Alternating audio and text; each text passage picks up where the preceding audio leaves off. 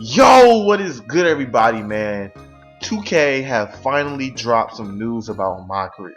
I know, finally, we've been asking for it forever, ever since the Friction trailer, and they're finally giving it to us a week before the prelude comes out, which is I'm so excited for. So I just want to get right into it. I read the whole blog, I read it multiple times, and I just want to give my thoughts and opinion on it, and what I'm looking forward to. So starting off with the player creation, as you can see, they've already shown us the player creation and how everything works with the prelude trailer and all that. So you don't really have to get into that much.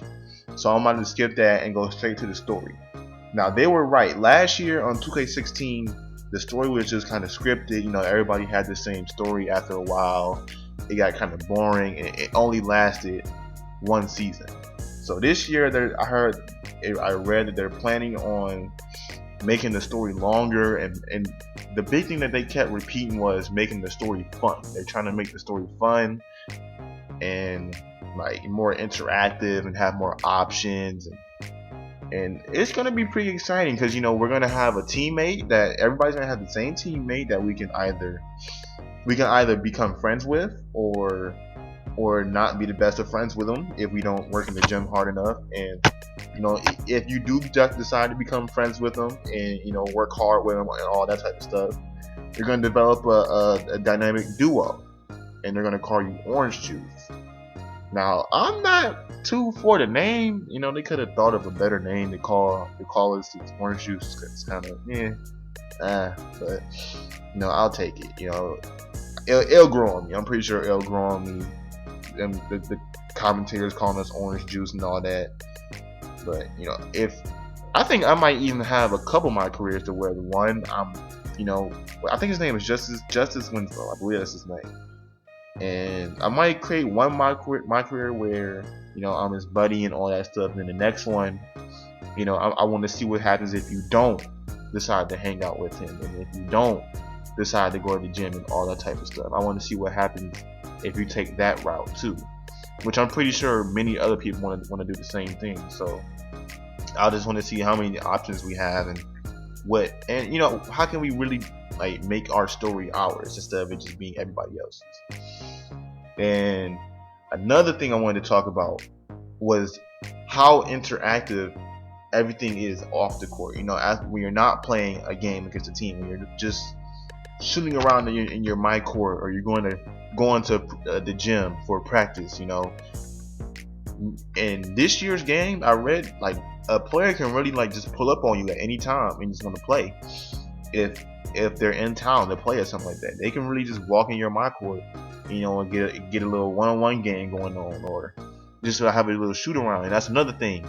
In this year's game, everything counts towards attribute upgrades, which is so clutch because y'all don't know how many times I just sit in my court and just shoot around. And in 2K17, you're gonna be rewarded for that. It's this little meter called the doing work meter, and as it goes up, I believe that unlocks more upgrades for your player, which can be used to make your player better. So with the amount of time, I assume that it's gonna go down lower. It's not gonna go up as fast if you decide to do a practice, which makes sense. But just the fact that it can go up means a lot, because I'm not gonna have to go to every single game, every practice I want to do just to get to that 99 overall. I feel like I'm gonna be able to spend like half the time in practice and the other half just my court, because I spend a lot of time just in my court just shooting around, trying to learn a new jump shot, or I'm just bored and I'm on the phone and I'm just shooting around. So that's very helpful. And another thing is, I don't know how this text message system is gonna work, but I hope it's not just like scripted text messages like you only have. I understand they're probably gonna give us answer choices, which makes sense because you don't want to just be texting LeBron anything you want. They're not gonna know how to respond. So, but I hope they're not all scripted and everybody gets the same text messages around the same time of the season, all that type of stuff. I hope that they're different and everybody has their own. Another thing is the endorsements. This year, I heard that you really, if you decide to go to Nike, like when you first start, it's not the smartest. It might not be the smartest choice for you, because you won't be getting like the VC and everything for from that sponsor, like how you would if you were to go to like a smaller endorsement, like with Spalding or something like that, which is very interesting to me. And I want to watch that, see how it works out. So I don't know who I'm gonna try to sign with this year as endorsement wise, but it's most likely gonna be like Jordan or Nike, you know, the same thing. Even though I probably would have to work harder, work my way up longer for the rewards, but the rewards are probably gonna be the best if you sign with one of those two. And yeah, that's just about it I want to talk about. You know, I'm just really get excited for 2K17 to come out, and in my career and the my park and all that type of stuff.